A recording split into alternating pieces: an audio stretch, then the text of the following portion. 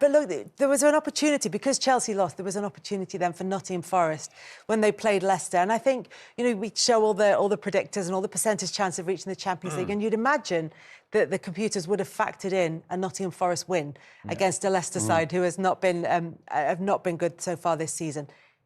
And they got that late equaliser at Leicester against Nottingham Forest just to crush them. And we'll come on to the scenes at the final whistle in a second. But just in terms of their hopes of qualifying for the Champions League, how much of a dent does that make?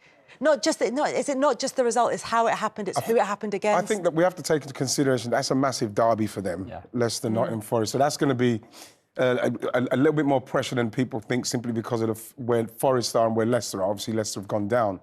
But I knew that game was going to be tough for them. But still, you know what I mean? You have to get it done. This is just where you have to get it over the line. I know they've had some disappointments leading into the end of the season, semi-finals. I actually thought they were going to get there to the FA Cup final. At least it would have been a real good reflection on their season. So now, to draw against Leicester and still not quite get there, you can see where the frustrations come. I suppose that's why the owner came down at some stage. But you look at, you think to yourself, that should have been a game they should have seen out, got it done, however they could get it done. But, you know, it's a derby. They couldn't get it done. We can't not see this. So Taiwan Awoniyi is injured, or gets injured in the game, and there seems to be a frustration with the medical staff as to why they said that he was all right to go on. And this is what Evangelos Marinakis has been saying in his statement, that he was talking to Nuno Espirito Santo afterwards, and has been very critical of the medical squad about the Awoniyi injury. How would you, whatever he was talking about, how would you feel about a public altercation with the owner on the pitch as a manager, Tim?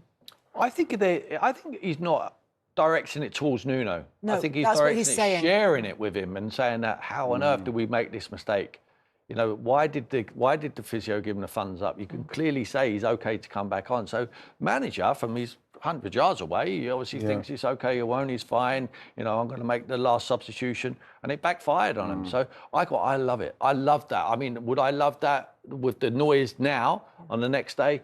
Possibly not. You know what? Because the way it's been perceived, I think the Marinakis has come out and he squashed that a little bit. He's told everyone what it was. I don't think he was being aggressive towards him. I just think he's very emotional, and it's a culture thing.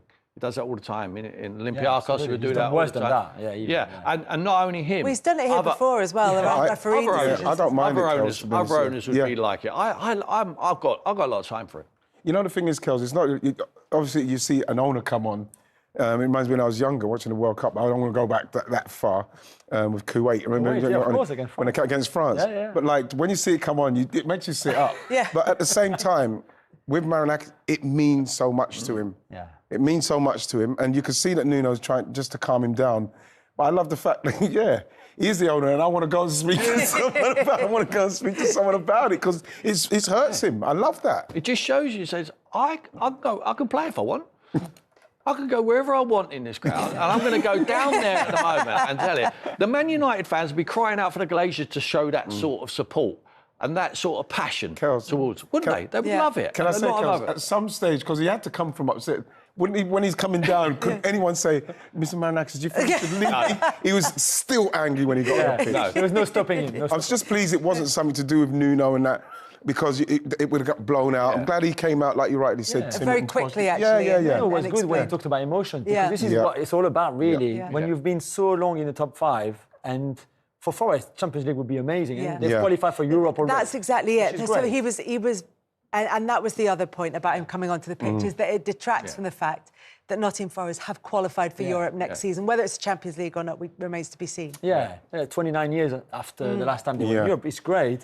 But of course, you want Champions League, and you can feel it. This is what I'm saying. It's getting to that close, that last step, what they're trying to take, and you can feel the pressure of it. That's what it is. But it's interesting, because when you look at what the teams who are in it and the fixtures that they've got left, that that draw against Leicester felt yesterday like the end of the world, but they're still in it. Do you know, it's still only 1 point behind Chelsea in fifth place, and even Villa are only behind them on goal difference. It's not the end of the world. Manchester City, you know, you would expect them to go and win everything. Well, they showed this weekend that that's not always going to work for them. And then, you know, that Arsenal and Newcastle are going to be playing each other next weekend, so that again it starts to put the pressure on other teams. I think that Forest could win them 2 games as well. And Forest-Chelsea, obviously. Forest-Chelsea. And that's the one, isn't it? Yeah, that's a massive one. At the City Ground as well, which has been the scene. I mean, I was there when, funnily enough, they beat Arsenal on the last day of the season to stay up Nottingham Forest, and it was incredible. And that's a ground that can really help the would have an awful players. lot of neutrals on their side there. I think there'll be a different attitude towards the Chelsea game at the end of the season. I think that'll be a top one for them. They need to win it. So, go on then, who misses out? I need to see them. With Arsenal there, Newcastle are there, City, Villa. Chelsea, Villa and Forest. Yeah.